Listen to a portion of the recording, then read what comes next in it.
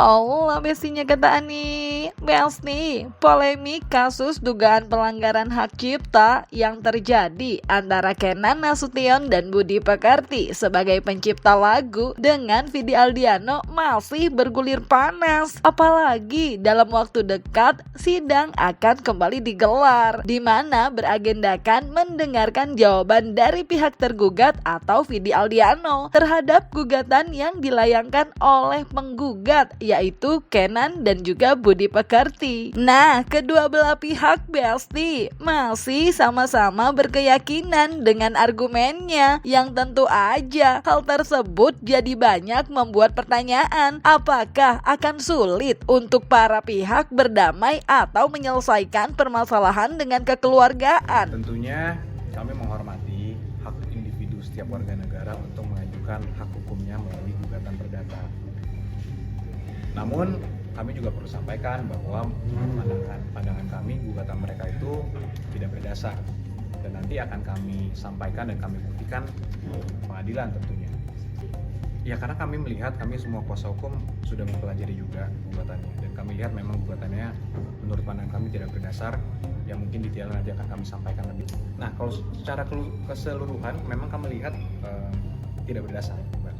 Poin-poin bagaimana tidak berdasarnya nanti mungkin kami sampaikan di jawaban kami dan pada saat persidangan lah. Nanti mungkin setelah persidangan yang sudah makin jauh nanti akan kami update juga ke rekan-rekan semua. Jadi gini ya, terlalu prematur kalau kita masih di awal-awal persidangan sudah mengomentari bahwa gugatan itu tidak berdasar ya. Karena nggak mungkin ada orang menggugat tanpa ada dasarnya. Dan gugatan ini sudah pernah kita lakukan ketika Aridias menggugat Agnes Monica. Landasannya sama, pola pikirnya sama, hukumnya sama, dan putusannya adalah memenangkan Aridias. Jadi kalau kemudian kita mengatakan tidak berdasar, apa landasan kita mengatakan bahwa gugatan itu tidak berdasar? Jadi terlalu prematur kalau saya rasa. Jadi sebenarnya itu adalah pernyataan yang kurang bijak kalau menurut saya. Ya, karena semua gugatan pasti ada dasarnya. Anyway, angka 24,5 miliar yang santer banget ramai jadi pembahasan dan juga jadi salah satu petitum isi gugatan Kenan dan Budi Pekerti kepada pihak Vidi atas dugaan penggunaan lagu Nuansa Bening dibeberkan Minola Sembayang kalau hal tersebut merupakan jumlah akumulasi denda yang harus dibayarkan Vidi atas 31 penampilan komersilnya membawakan lagu tersebut sejak 2008 hingga 2024. Saya sampaikan ya, di dalam Undang-Undang Hak Cipta itu ya, di Undang-Undang Hak Cipta yang di tahun 2002 dan kemudian diperbaharui di 2014 yang nomor 28 itu, memang ada ketentuan yang menyatakan bahwa setiap orang yang ingin menggunakan satu karya cipta itu wajib, ada kata wajib ya, untuk mendapatkan izin dari penciptanya ya. Lalu apa konsekuensi secara hukum? Kan itu pertanyaannya. Jika orang yang menggunakan ciptaan itu dalam pertunjukan ciptaan ya, live konser misalnya atau apapun secara komersil tidak ada izin dari penciptanya. Di ketentuan Undang-Undang Hak Cipta, kalau yang di tahun 2002 itu ada kurungan badan, penjara, dan juga ada denda. Dendanya itu pada tahun 2002 itu 1 miliar. Kalau undang-undang yang baru yang di 2014 dendanya itu adalah 500 juta. Karena pelanggaran ini sudah terjadi, patut diduga sudah terjadi sejak tahun 2008, maka tentu di 2008 sampai sebelum 2014 kita tunduk kepada undang-undang tahun 2002 yang denda pelanggarannya 1 miliar untuk satu kali pelanggaran, untuk setiap pelanggaran. Nah, setelah 2014, setelah lahirnya Undang-Undang Hak Cipta yang baru nomor 28, dendanya menjadi 500 juta untuk.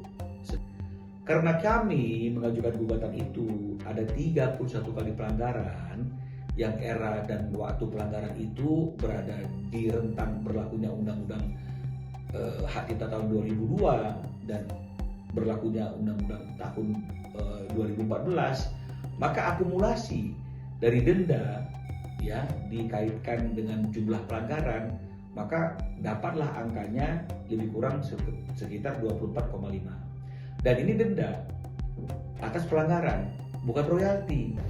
Nah, itu adalah salah satu bagian yang menurut kami juga tidak berdasar.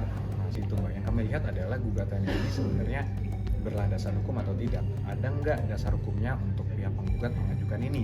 Dan setelah kami pelajari, memang tidak. Royalti ini denda atas pelanggaran karena tidak menggunakan izin. Ya, ada orang bilang, oh nggak perlu izin. Buat apa ada undang-undang itu? Yang pasal 9-nya belum dicabut dan masih berlaku hingga saat ini. Di bawah judul bab hak ekonomi pencipta. Ya, hanya itu aturan yang mengatur tentang hak ekonomi pencipta. Jadi kan kita mau menggunakan pasal yang mana? Kalau nggak menggunakan pasal 9 itu, yang memang membawahi bab tentang hak ekonomi pencipta. Jadi jangan dikatakan bahwa nggak ada dasarnya gitu loh. Ya, kita bukan orang yang nggak punya dasar ketika bertindak, dan ini sudah kita lakukan ketika kita mengajukan gugatan Ari Bias melawan Agnes Monica. Seperti ini. Ini ada 31 pelanggaran. 3 pelanggaran ini 1,5 miliar kan gitu ya. Ini 31 pelanggaran dan berlaku di dalam era 2 undang-undang yang dendanya berbeda. Lalu apa yang nggak masuk akal itu gitu loh. Jadi janganlah kita terlalu berlebih-lebihan. Ya boleh kita mendukung, mensupport, tapi jangan mendukung dan mensupport membabi buta yang akhirnya kita menyuarakan suara-suara yang justru kelihatannya kita tidak paham apa yang kita suarakan. Anyway Besti, terlepas dari perdebatan soal landasan hukum yang dipakai dalam gugatan perdata yang dilayangkan Kenan Nasution ke Vidi Aldiano, upaya untuk menyelesaikan permasalahan tersebut di luar ruang pengadilan nyatanya masih terbuka loh. Apalagi kedua belah pihak, dalam hal ini Kenan Nasution dan ayah dari Vidi Aldiano, diketahui punya hubungan yang baik sejak lama. Nah, hubungan yang baik itu juga yang menjadi awal Vidi Aldiano bisa membawakan lagu Nuansa Bening sebagai single perdananya di debut perdana Vidi di industri musik Besti. Nah, kalau begitu apakah kasus ini bakal diselesaikan dengan kekeluargaan? Ya, hubungannya kan didasari kekeluargaan ya, hubungannya.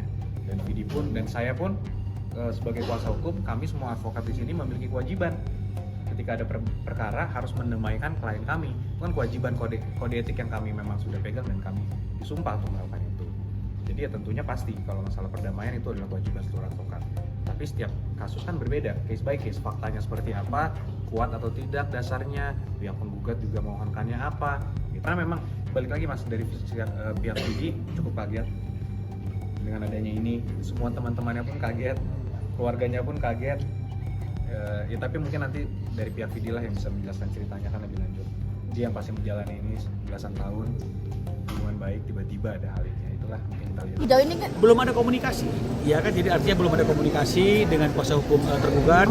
Tapi ya artinya karena kita itu juga tidak menurut kemungkinan jika memang ada permintaan untuk berkomunikasi, ya silakan kita tunggu. Kalau untuk berkomunikasi kemarin mungkin nggak terjadi kesepakatan, jangan-jangan hari ini ada kesepakatan. Berarti masih membuka. Masih terbuka. Sebelum putus masih terbuka kok. Lagi-lagi Ani nanya nih, Besti, selain hubungan baik, publik juga banyak yang mendorong untuk adanya perdamaian mengingat kondisi Vidi yang kini tengah sakit kanker yang diidapnya sejak 5 tahun terakhir. Melalui unggahan video di laman Instagramnya, Vidi sempat menceritakan tentang kanker di tubuhnya yang mengalami perkembangan dalam beberapa bulan terakhir. Nah, hal itu pula lah Besti yang jadi salah satu alasan Vidi terkesan gak mau ikut terlibat dalam gugatan pelanggaran hak cipta yang menyeret namanya. Namun, Yakub Hasibuan selaku kuasa hukumnya membeberkan kalau Vidi akan memberikan keterangan lebih detail agar permasalahan ini gak terus bergulir. Saat aku melakukan scan badan Desember itu, aku sebenarnya posisinya masih oke, karena di situ aku kondisinya winsang lusang, means aku tuh ada yang membesar tapi ada yang kecil gitu, jadi very good gitu. Namun April kemarin setelah lebaran kita melakukan another scan untuk ngecek apakah obatnya yang sudah aku pakai 5 tahun itu masih berfungsi atau enggak, dan hasil April itu lumayan bikin aku tidak bisa berfungsi beberapa waktu karena hasilnya tidak sesuai dengan harapan kali ya, tidak sesuai dengan ekspektasi aku gitu. Kondisi aku itu kata dokter, ya cancer aku grow rapidly. Terkait beberapa hal yang lagi ramai dibicarakan, aku memilih untuk tetap tenang dan menyerahkan semuanya kepada proses yang baik dan penuh rasa hormat. Semoga ada jalan tengah dan semoga ada ruang untuk bisa saling.